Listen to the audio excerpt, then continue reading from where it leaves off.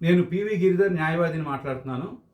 ఈరోజు ఆంధ్ర రాష్ట్రంలోనే అత్యంత భయంకరమైనటువంటి ప్రమాదకరమైనటువంటి లక్షల కోట్ల రూపాయలు ఇన్వాల్వ్ అయినటువంటి స్కాములు ఏవైతే భూముల మీద జరుగుతున్నాయో అవి విఎంఆర్డిఏలోనే భయంకరంగా జరుగుతున్నాయి.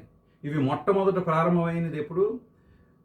కాంగ్రెస్ ప్రభుత్వం ఓడా నుంచి బడ్జెటరీ సపోర్ట్ కోసం ఏదైతే 2,000 కోట్ల రూపాయలు కావాలని జీవో పాస్ చేశారో అప్పటి నుంచి ఈ స్కాములు పూర్తి స్థాయిలో ప్రారంభమయ్యాయి. ఆ కేసులు ఇప్పటికీ నడుస్తున్నాయి. ఆ కేసుల్లో విఎంఆర్డిఏ మీద ఆల్రెడీ విజిలెన్స్ ఎన్ఫోర్స్మెంట్ తాలూకా రిపోర్ట్లు ఉన్నాయి, సిబిఐ ఉన్నాయి, సిఐడి రిపోర్ట్లు ఉన్నాయి. ఇవన్నీ కాకుండా ప్రస్తుతం ఏసీబీ స్పెషల్ కోర్టులో క్రైమ్ నెంబర్ 4 అనేటువంటి ఒక కేసు కూడా నడుస్తుంది. దీంట్లోని అందరూ ఎవరెవరైతే ఉన్నారో ప్రభుత్వ అధికారులతో పాటు ప్రైవేట్ బిల్డర్స్తో పాటు రాజకీయ నాయకులతో పాటు అందరూ కూడా దీంట్లోని ఆ కేసులోని అందరినీ కూడా అక్యూజ్డ్ చేయడం అయింది. అయితే ఈరోజు నేను ప్రత్యేకంగా చెప్పబోతున్నది ఏంటంటే, ప్రస్తుతం జరుగుతున్న స్కామ్ గురించి తెలుసుకోవాలి కాబట్టి అసలు విశాఖపట్నం మండలం, అర్బన్ మండలం, అలాగే విశాఖపట్నం రూరల్, దీంట్లో ఆనందపురం మండలంలో సొంట్యాం అనేటువంటి విలేజ్ గురించి, ఆనందపురం మండలంలో సొంట్యాం అనేటువంటి విలేజ్ గురించి చెప్తున్నాను. ఈ సొంట్యాం అనేటువంటి విలేజ్లో చాలా వరకు ప్రభుత్వ భూములు ఉన్నాయి. ప్రభుత్వ భూములే కదండి కావాలి నేరస్తులకి. సో ఈ ప్రభుత్వ భూములు ఎక్కడున్నాయో ఆ ప్రభుత్వ భూముల్ని గ్రాబ్ చేయడమే పనిగా పెట్టుకున్నారు. అది ఈరోజు ప్రారంభమైంది కాదు. అయితే ఒక ప్రత్యేకమైనటువంటి నేరం, ఒక ప్రత్యేకమైనటువంటి మోడస్ ఆపరండి ఎప్పటి నుంచి స్టార్ట్ అయిందంటే వైఎస్ఆర్ ప్రభుత్వంలో స్టార్ట్ అయింది. వైఎస్ఆర్ కాంగ్రెస్ ప్రభుత్వంలో స్టార్ట్ అయిన ఈ స్కామ్లు ఇప్పటికీ నడుస్తున్నాయి. దీంట్లో ఇప్పటి వాళ్ళు మళ్ళీ చేతులు కలిపి వాళ్లే ఎవరైతే వైఎస్ఆర్ కాంగ్రెస్ పార్టీ నుంచి కూటమి ప్రభుత్వంలోకి వచ్చారో ఈ కూటమి ప్రభుత్వంలోంచి కొందరు మళ్ళీ ఇదే స్కామ్ని ముందుకు తీసుకెళ్ళడానికి ప్రయత్నం చేస్తున్నారు. అసలు ఇందులో ఏమిటి కదా? ఒక పెద్ద మనిషి ల్యాండ్ బ్రోకర్ ఈ సొంట్యాంలో ఉన్నటువంటి అసైన్డ్ ల్యాండ్స్, ఏవైతే పట్టా భూములు ఉంటాయో, ఏవైతే అసైన్డ్ ల్యాండ్స్ ఉన్నాయో వాటి మీద కన్నువేశాడు. సో ఈ అసైన్డ్ ల్యాండ్స్ని ఎలా గ్రాప్ చేయాలి?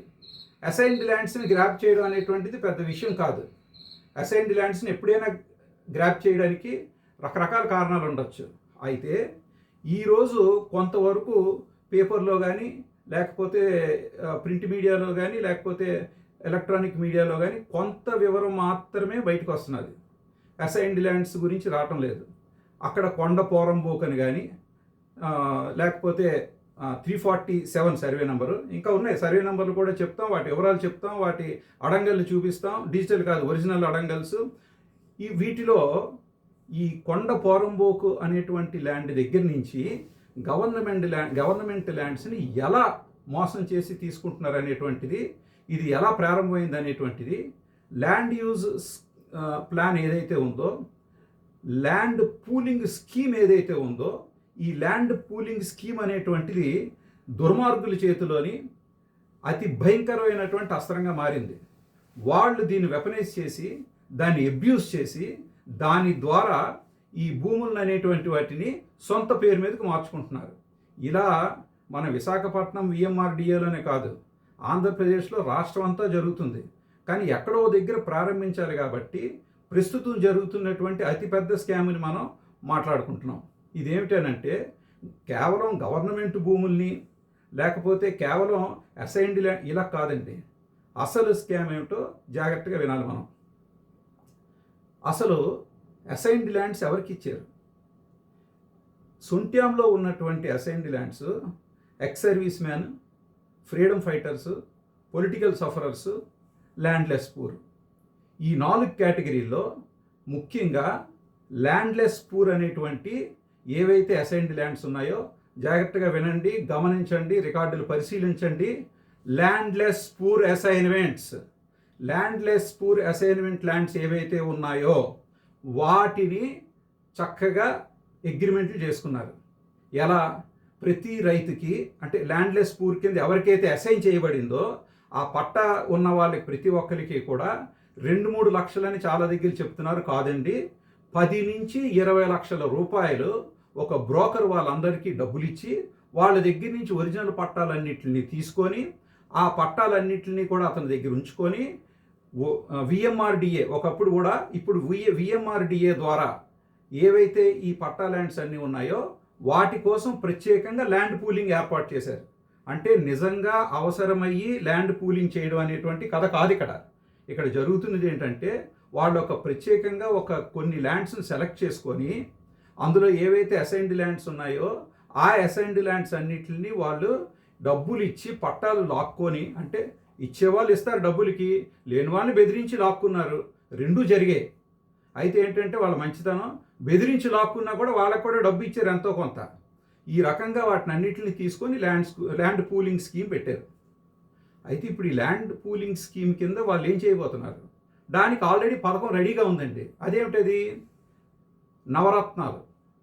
ఈ నవరత్నాల స్కీమ్ కింద, జగనన్న నవరత్నాల స్కీమ్ కింద పేదలందరికీ ఇళ్ళు జీవో ఏదైతే ఉందో ఈ పేదలందరికీ ఇళ్ళు జీవో కింద ఒక్కొక్క మనిషికి ఒక్కొక్క కుటుంబానికి ఒక్కొక్క సెంటు భూమి ఇస్తారు. ఆ సెంటు భూమిలో ఇల్లు కట్టుకోవాలి. ఏమండి, అసలు బోర్డు స్టాండింగ్ అంటే ఇక చట్టాలని కానీ రూల్స్ అని కానీ కాన్స్టిట్యూషనల్ వ్యాలిడిటీ కానీ ఏది పట్టించుకోమండి. ఏం బతుకుతున్నాం, మనం ఏం తింటున్నాం, ఏం చేస్తున్నాం అనేటువంటిది కూడా పట్టించుకునే పరిస్థితిలో ఎవరూ లేరు. అసలు బోర్డు స్టాండింగ్ ఆర్డర్స్ కింద ఎప్పుడు 1802 నుంచి ఈ రోజు వరకు మనం ఫాలో అవుతున్నది ఒక ఖచ్చితమైన రూల్ ఏంటంటే అర్బన్ ఏరియాలోనైతే 60 గజాలు ఇవ్వాలి. అదే అర్బన్ ఇళ్ల స్థలాలు అర్బన్ ఏరియాలోనైతే 60 గజాలు ఎప్పుడు ఇవ్వాలి? 10 లక్షల పాపులేషన్ దాటిపోతే. 10 లక్షల పాపులేషన్ కంటే తక్కువ ఉంటే 90 గజాలు ఇంటి నివేశన స్థలం కింద ఇవ్వాలి ఫ్రీగా. ఎకనామికల్లీ వీకర్ సెక్షన్కి కానీ లేదంటే బిలో పావర్టీ లైన్కి కానీ ఇవ్వాలి. వాళ్ళ ఇన్కమ్ ఎంత ఉండాలనేది కూడా నిర్ణయించబడింది. వాళ్ళకి మాత్రమే ఇవ్వాలి తప్ప, అలాగే వాటిని జిఓఎంఎస్ నెంబర్ 166 కింద రెగ్యులరైజ్ చేసుకోవచ్చు. ఎవరైనా ఒకవేళ ఆక్యుపై చేసుకోనుండి, లేకపోతే ఎవరైనా డబ్బులు అవసరమై అమ్మేస్తే వాటికి అవకాశం ఏంటంటే రెగ్యులరైజ్ చేసుకోవడానికి ఒక జీవో ఉంది, జిఓఎంఎస్ నెంబర్ 166. వీటిలన్నిటిని పక్కన పెడితే ఒకవేళ విలేజ్లోనైతే, విలేజ్ అంటే మనం గ్రామం అనుకోవడం కాదు, విలేజ్ కింద ఏదైతే గ్రామం కింద ఏదైతే నోటిఫై చేయబడిందో అలా నోటిఫై చేయబడిన గ్రామంలోనైతే ఇంటి నివేశన స్థలానికి ఇవ్వాల్సింది 20 సెంట్లు అండి. గుర్తుపెట్టుకోండి, ప్రతి ఒక్కరు చట్టాన్ని తెలుసుకోండి. మన హక్కులు మనం ప్రశ్నిస్తే కానీ మనకి రావు. అందువలన 20 సెంట్లు ఇవ్వాలి. ఈ భూమి మీద ఎక్కడా కూడా భారతదేశంలో కాన్స్టిట్యూషన్ కానీ ల్యాండ్ లాస్ కానీ భూ చట్టాలకు సంబంధించి కానీ ఎక్కడా కూడా బోర్డు స్టాండింగ్ ఆర్డర్స్ ప్రకారం కానీ 45 గజాలు పేదవాళ్ళకి ఇవ్వడం అనేటువంటిది చరిత్రలో లేని విషయం, చరిత్రహీనమైన విషయం. అందువల్ల నేను చెప్పేది ఏంటంటే 60 గజాలు 90 గజాలు విలేజ్లోనైతే 20 సెంట్లు ఇవ్వాలి. ఇప్పుడు ఈ విషయాన్ని పక్కన పెడితే ప్రస్తుతం మన స్కామ్కి వచ్చాం. ఈ స్కామ్లో ఏం జరిగింది? ఈ రకంగా ఏవైతే అసైన్డ్ ల్యాండ్స్ ఉన్నాయో వాటికి కొంత డబ్బులు ఇచ్చి ఆ పట్టాలు లాక్కొని వాళ్ళతోని రాజకీయ నాయకులు, అధికారులు అందరూ కుమ్ముక్కయ్యి అక్కడ ఒక లేఅవుట్ వేసారు. కొంత ఆ కొండని ఆల్రెడీ సర్వనాశనం చేశారు. అది కాక మిగతాది కూడా ఇంకా ముందుకు వెళ్తోంది. దీంట్లో జరిగింది, దీనికి పునాది ఎప్పుడు? వైఎస్ఆర్ కాంగ్రెస్ ప్రభుత్వం ఎప్పుడైతే పేదలందరికీ ఇళ్ళు అని నవరత్నాల స్కీమ్ పెట్టారో ఆ స్కీమ్ కింద స్కామ్లు ఇవన్నీ నన్ను. సో ఇప్పుడు ఏం చేశారు? ఈ రకంగా అక్వైర్ చేసినవన్నీ కూడా ఈ నవరత్నాల స్కీమ్ కింద పేదలకి భూమి ఇవ్వడం కోసం ఈ ల్యాండ్ పూలింగ్ అనేటువంటి స్కీము. సో ఒకసారి గమనించండి, మొట్టమొదట అసైన్డ్ ల్యాండ్స్ అన్నీ కూడా బెదిరించి తీసుకున్నారు. ఆ బెదిరించి వాళ్ళ పేరు మీదకి రాయించుకొని అప్పుడు దాన్ని ల్యాండ్ పూలింగ్కి ఇచ్చి, ల్యాండ్ పూలింగ్ ద్వారా ఆ భూమిని దేనికి ఉపయోగిస్తారు? నవరత్నాలు లేఅవుట్కి ఉపయోగించి, ఆ లేఅవుట్ ఇచ్చిన ఇవ్వకపోయినా నవరత్నాలు లేఅవుట్కి అంటూ ముందుగా ఎక్వైర్ చేసేసి, ఇక్కడ అసలు విషయం ఏమిటంటే అసైన్డ్ ల్యాండ్ ఎప్పుడైతే ప్రభుత్వం ల్యాండ్ పూలింగ్లో తీసుకుంటుందో, అసైన్డ్ ల్యాండ్ అయితే 900 గజాలు, 900 చదరపు గజాలు డెవలప్డ్ ప్లాట్. అంటే 900 గజాలు ఎన్ని ప్లాట్లు వస్తే అన్ని ప్లాట్ల కింద, 100 అయితే 9, ఆ రకంగా ప్లాట్ల కింద డెవలప్ చేసి, అంటే డ్రైనేజు, లైటింగ్, రోడ్లు అన్నీ డెవలప్ చేసిన ప్లాట్లు ఇవ్వాల్సి ఉంటుంది. ఇది అసలు వాళ్ళకి కావాల్సింది.